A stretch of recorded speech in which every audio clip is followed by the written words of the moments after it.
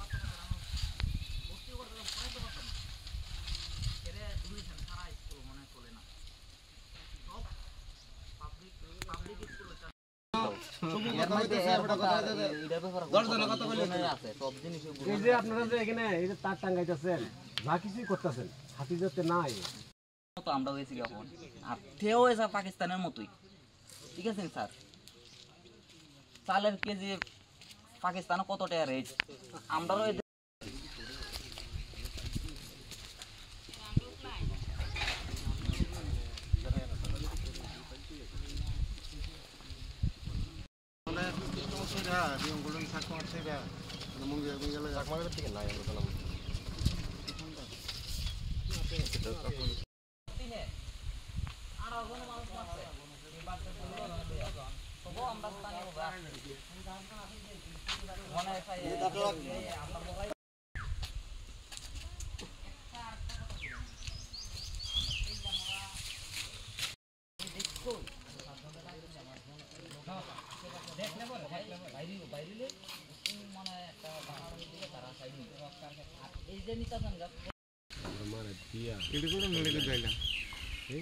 করোনার পরে কোনা কোন লাগে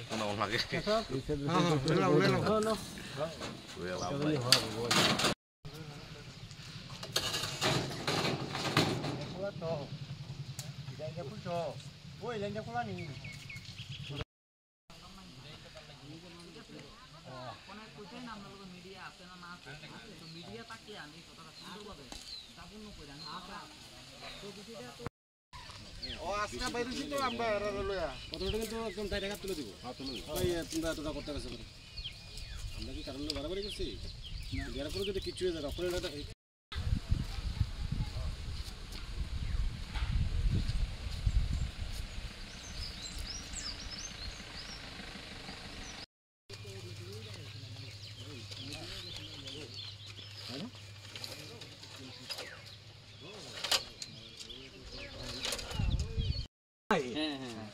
টোটালি নাই অন্য বুদ্ধি একটা বিকল্প চিন্তা করতে এটা তো দোকানে স্যার হাতি যে তো নাই এমন বন্দোবস্ত জনগণের হ্যাঁ আগে মানে পাশে একটু দূরে থাকে থেকে অন্য গাছপালা খাইয়া যায়। তো আজকে এখানে কি মানে কি কারণে আপনার এলাকার মধ্যে পুলিশ বা ফরেস্টার লোক আইছে?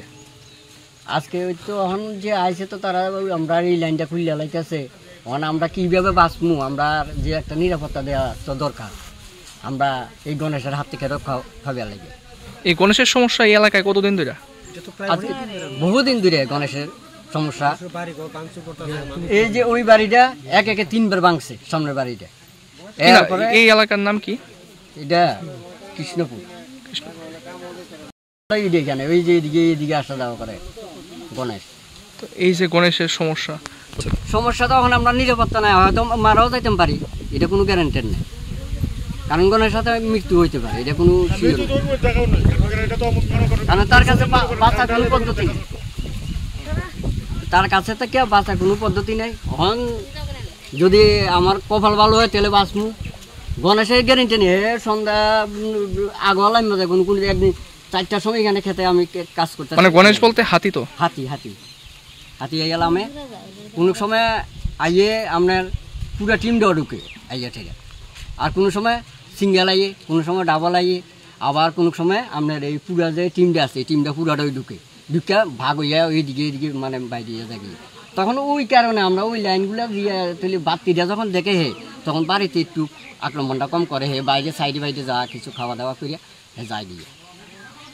আর তখন এখান থেকে যে ডিউটিতে আইয়ে পরে, কিন্তু ডিউটিতেও পরে আগে আইয়া সেটা আমরা আক্রমণ করি, মাইরা লাইলে না তারা খবর পাইতো, তারা এই দূরেতে তো আমরা খবর না পাইলে তো আর আইতে পারতো না। যে ঘটনা হয়েছে যে আজকে যে লাইনটি খুললে নিচে গা, আমরা দীর্ঘদিন ধরে এই লাইটটির মধ্যে রাত্রেবেলা শুধু কারেন্টের লাইট জ্বালা।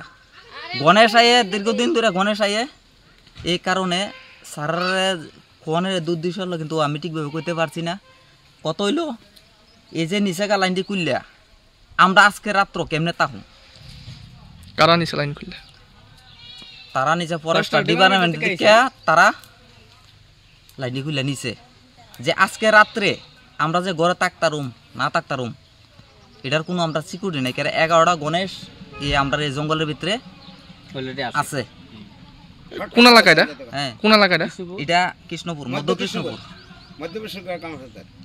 কৃষ্ণপুর। মানে হুক লাইন লাগাইছিলেন নাকি এলাকার মধ্যে? ওক না বলতে মনে করেন আমরা ইন্দা লাগাই রাখছে, তো রাত্রেবেলা কিছু লাইট রাখে, ওক না এমন সময় গড়তে লাগা, অনেক সময় মনে করেন লাগা, এটা না মেন কথা হলে গড়তেই বেশিরভাগ লাগানিও রাত্রেবেলা, মানে কিছু লাইট কিছু মোটামুটি ভাবে লাগাই। আজকে মানে বন দপ্তর তারা খুলে নিছে, বন দপ্তর থেকে তারা খুলে নিয়ে আমরা আজকে অন্ধকার বানাই দিয়ে গেছে জিনিসটা।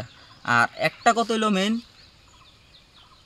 প্রশাসন এই 29 কৃষ্ণপুরের লাগে, এই কৃষ্ণপুরের লাগে কোনো দায়িত্বই পালন করে না।